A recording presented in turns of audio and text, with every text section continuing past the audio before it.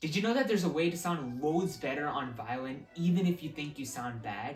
The truth is, you don't always need hundreds of hours of practice to sound good. In fact, my student Nick, by only following these 3 strategies which I'm about to tell you, got into his dream orchestra while literally practicing less. And it all starts off with the first pillar. Listen to this. Now listen again. The second version sounds far more confident, but I didn't use advanced technique or better equipment. I just gave each note the amount of time it deserves. Most beginners clip notes way too short because they're always thinking of what's coming ahead. Others hold the note way too long, stretch it out and squeeze until the last portion of it until it just sounds dry. In both cases, the phrase loses its shape. You're killing the music note by note. You see, each and every note needs a clear beginning, controlled middle, and a deliberate ending before you move on to the next note. And to be totally honest, this is easier said than done. But in my opinion, the most efficient way to practice this skill is with a metronome. You can buy one or you can just look one up online. Set it at a comfortable tempo. I'm gonna do 70 beats per minute, and I want you to clap along whenever the click comes. 1, 2, 3, 4. 1, 2, 3, 4. Once that feels steady, divide the beat into smaller, steadier pieces, like this. 1 and 2 and 3 and 4 and 1 and 2 and 3 and 4 and. The click should always be aligned with the numbered beat. So when it clicks, you want to say 1. When it clicks, you want to say 2. So on and so forth. And now I want you to have this subdivision running in the back of your head.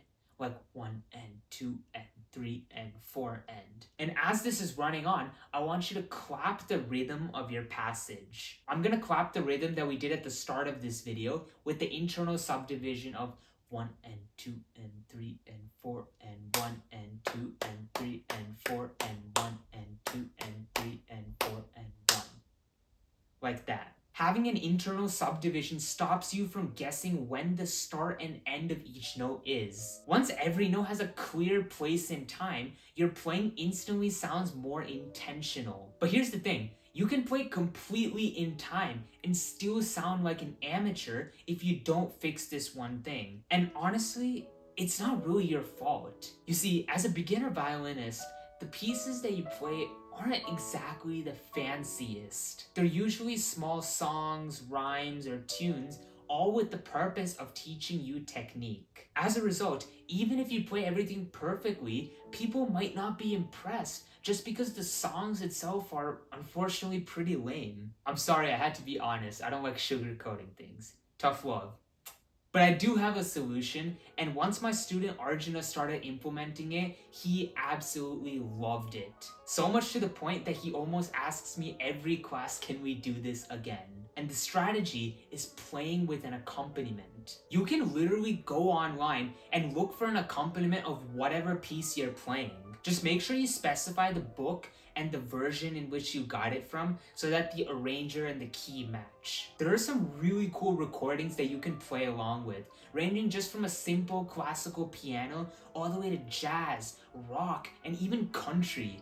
Like imagine playing Twinkle Twinkle Little Stars as a country version. Like that is fire. There are even duet accompaniments where another violinist will be playing a harmony underneath your melody, as well as even full orchestral backgrounds so you literally feel like a soloist. The point is, you have so many options that can mega hugely improve how your playing sounds without you even having to put in that much extra effort. But if you want to take your playing to the next level, so good that you make your audience's ears start crying in tears of joy, you need to learn how to do a finisher. Listen to this.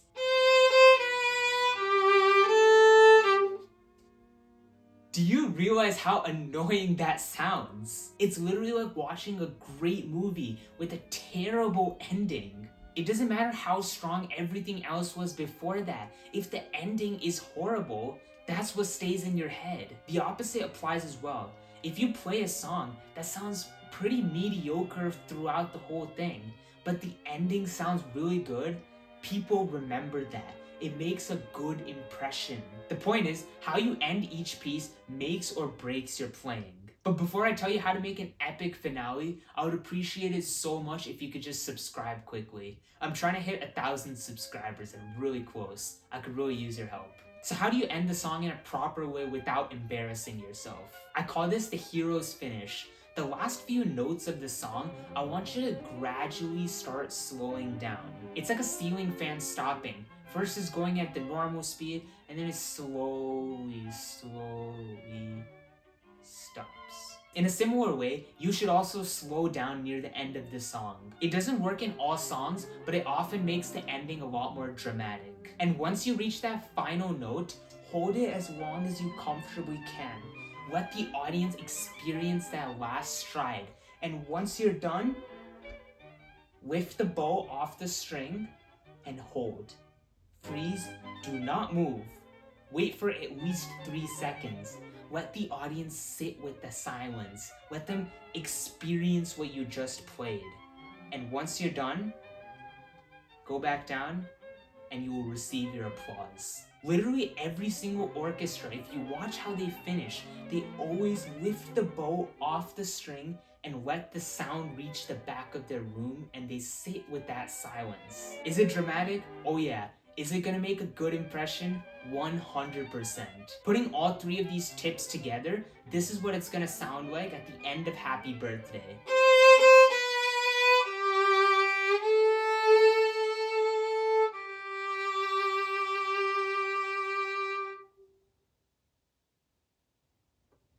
And then you go down. But if even after all of this you feel like your playing still sounds boring, I have just a solution for you.